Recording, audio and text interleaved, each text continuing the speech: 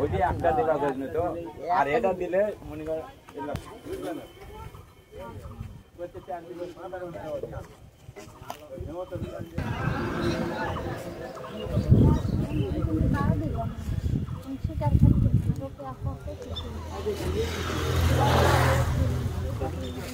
এটি ধরো আরে সুতা ধরো 10 5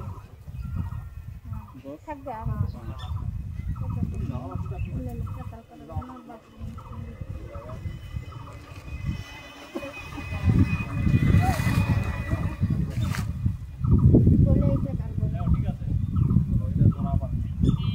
চোদ্দ নয় গা তো 15 নয় এটা না महापक्ष जाते हैं ये ना देवे के